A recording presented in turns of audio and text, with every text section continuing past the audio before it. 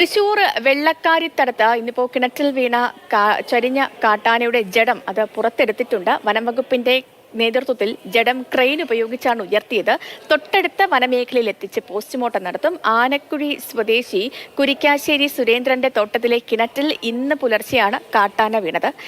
നടന്ന സംഭവം എന്താണ് എന്നുള്ളത് MS ലിഷോയ് വിശദീകരിക്കും.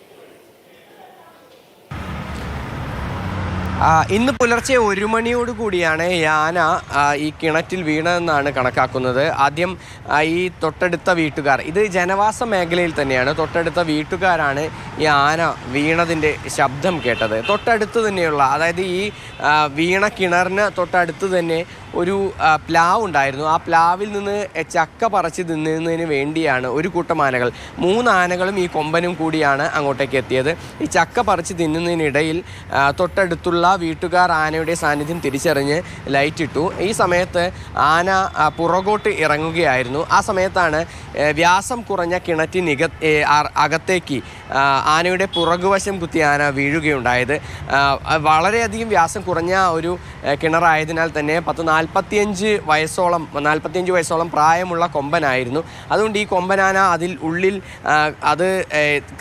അതിന് തീരെ ഇറങ്ങിപ്പോകാൻ കഴിയാത്ത വിധം അതിനുള്ളിൽ ടൈറ്റ് ആകുന്നൊരു സ്ഥിതിയാണ് ഉണ്ടായത്. JCB ഉപയോഗിച്ച് മണ്ണ് മാന്തി ആനയെ പുറത്തെത്തിക്കാനാണ് ആദ്യം ശ്രമിച്ചത്. പക്ഷേ ഏകദേശം 7:30 ആന ചെരിയുകയാണ് ഉണ്ടായത്. ഇതോടുകൂടി ക്രെയിൻ ഉപയോഗിച്ച് ആനയുടെ ജഡം ഉയർത്തി അവിടെ നിന്ന് മാറ്റുകയാണ് വനം വകുപ്പ് ഉദ്യോഗസ്ഥരുടെ നേതൃത്വത്തിൽ ചെയ്തത്. ഈ പോസ്റ്റ്മോർട്ടം നടപടികളാണ് പൂർത്തിയാക്കേണ്ടത്.